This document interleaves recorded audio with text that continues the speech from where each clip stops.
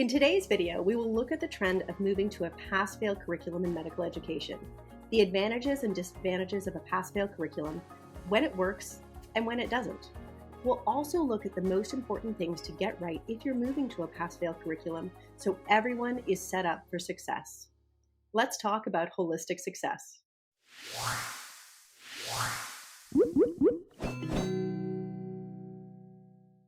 Hi everyone, I'm Kelly Dore, VP of Science and Innovation at Acuity Insights and co-founder of the company. Welcome to this episode of our Holistic Success Show. Here with me today is Sylvia Mioduszewska, who leads product management for our 145 program management solution. Sylvia works closely with our partners to develop 145 further and know the ins and outs of program management and health sciences. Today, she's here to talk to us about a trend we're seeing to move to pass-fail curriculums, which seems to be growing in areas such as U.S. medical schools, but has existed for a while in other areas such as Australia. Welcome, Sylvia. I'm so glad to be here. So let's get started.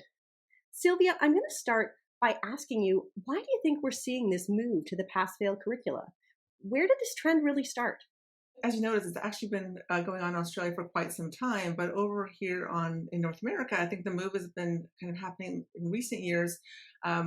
It's really about the desire to reduce stress and burnout among medical students. It's a highly competitive specialty, as it should be, but the traditional grading systems foster a really competitive environment, which makes stress levels, shoot through the roof, negatively impacts mental health. We're more acutely aware of physician burnout. And we're thinking backwards to, all the way back to medical school, which is fantastic. But I think, going back to Australia, going back further, I think we've had pass-fail curricula, get kicked off quite some time ago. And I think Harvard and Stanford all adopted this approach quite a while ago, but a lot of schools are coming on board more recently. And I think it's really gaining momentum because of the research that we're seeing in terms of, that impact on student well-being and collaborative learning. And then I think partially also really in the last couple of years, or 4 years, I guess, is the COVID-19 pandemic. We saw a big shift to pass-fail curricula because of the lack of availability of clinical experiences during that time. And so for clerkships, they actually stayed pass-fail at that point. So it's been a really interesting kind of progression that I think was accelerated by the pandemic. It's interesting to see the changes that has been caused by the pandemic when we were able to rethink things a little bit and maybe shift from what we were used to. So Sylvia, what are some of the advantages to moving to a pass-fail curriculum? I think, as I mentioned previously, one of the biggest advantages is the reduction of stress and anxiety among students. A pass-fail system really minimizes that pressure to achieve the top grades, be at the top of the class, and allows students to focus more on learning versus getting those top grades. I think there's also an increase in collaboration that happens as well because students are competitive in these programs. They want to get at be at the top of their class. So the absence of that competitive grading encourages a more collaborative and cooperative learning environment, and they're more likely to share resources and help each other. Not that they weren't before, but when you're really focused on getting that high grade, you might have less capacity to help your fellow students. I think there's also some research around the idea of students taking more risks with their learning because they are not worried about those high grades. So they might take courses or clinical experiences where they might avoid otherwise if they're afraid of getting a lower grade. But I think there's one thing that we kind of haven't touched upon, which is, the pass-fail competency aligns better with competency-based education, where there's a focus on mastering skills versus high scores on exams. But that said, schools are really struggling with this. So we have a whole other conversation on competency-based education, but they're really struggling with just old school competency-based education and assessing those personal attributes, never mind moving to the idea of entrustable professional activities where they're assessing the tasks of the discipline. So I think there's an interesting shift happening because of all the moves to pass-fail, but I don't know that there's a full end solution in place to try to make up that shift. Right. And that makes a lot of sense because there's a lot of things that change when you just move to a pass-fail as well. Now, not every school has gone this way. Not every school has moved already to a pass-fail curriculum. So maybe talk a little bit about what some of the disadvantages are that a program might see for moving to a pass-fail curriculum. I think there's a couple of things to think about. One of those is, as I kind of touched upon, is lack of differentiation between your students. So it's hard to really see the differences in their skills and abilities if you don't have more granular grading. This is especially critical when they're applying to residency. So we've seen a shift away in the USMLE Step 1 going pass fail. So program directors have lost that data point. Whether it was an appropriate data point or used for purpose is entirely different conversation, but it was a data point.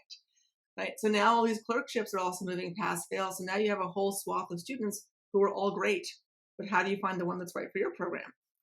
So I think that's one really big concern, is in terms of how do you actually differentiate them for that really critical career move. The other piece I'm a little bit less worried about, I think there's potential for complacency in terms of like pass fail, because you don't have to try to excel.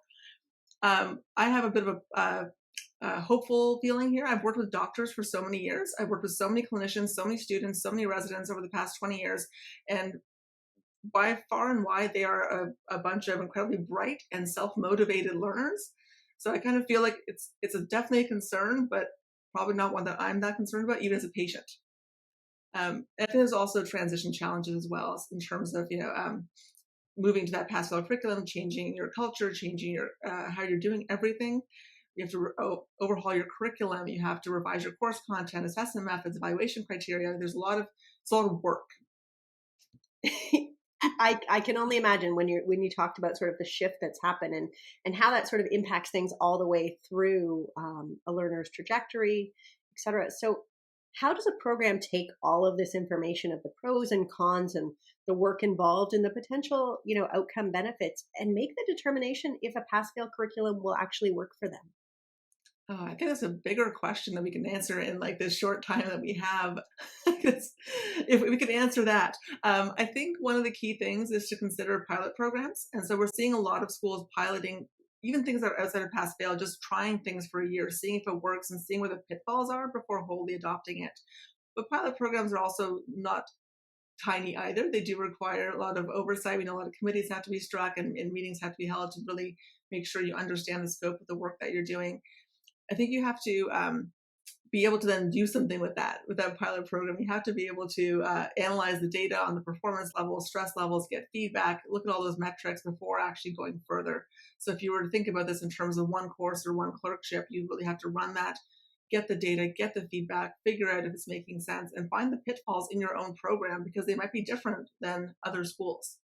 One of those things, as I mentioned, committees and things like that, you really want to get stakeholder input. You want to talk to the right people, making sure you're talking to faculty, students, and really consulting administrators too, just want to call that out in the decision-making process, because it has a huge impact on everybody in the medical school.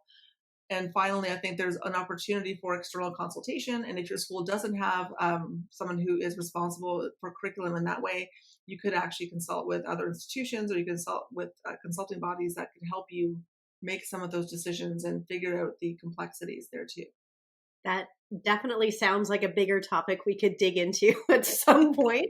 It sounds like there's a lot there. So maybe if you were to think through like the most important things for a program to consider getting right if they're moving to a pass-fail curriculum, what would you outline for a program as the most important things to get right? I think the most important thing to get right is the hardest thing to get right, and that's dealing with your cultural challenges upfront and change management. I think any change can fail if your stakeholders aren't aligned with you, if they're questioning what's happening. I think if you don't deal with those, you're kind of going to really struggle with moving forward, with getting alignment, with really having success. So I think that's the one thing. And I wish technology could solve that, but it's definitely something that has to happen within the school. And while there can be resources shared across schools, I think it's still a unique central context of what your school looks like.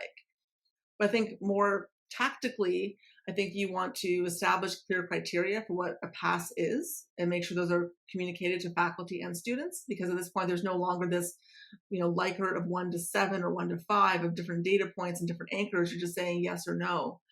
You want to make your faculty comfortable with this. You want to train them, make sure that they adjust their teaching and assessment methods. And that's a whole other episode as well in terms of faculty development and how do you get your faculty on board and make sure they're comfortable, especially considering so many faculty are frontline clinicians.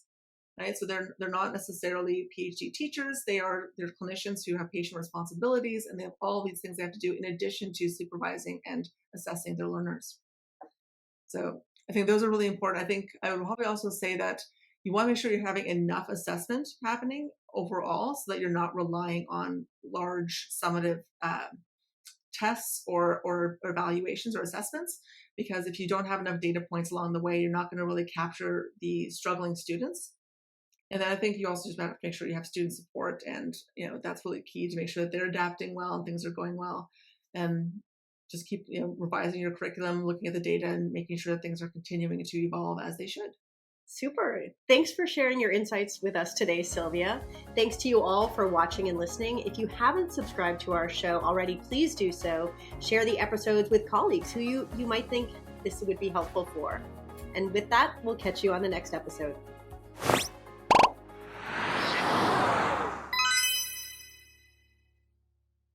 If you enjoyed this episode of our show, please be sure to check out the other episodes. And don't forget to subscribe. We have a new episode releasing every week.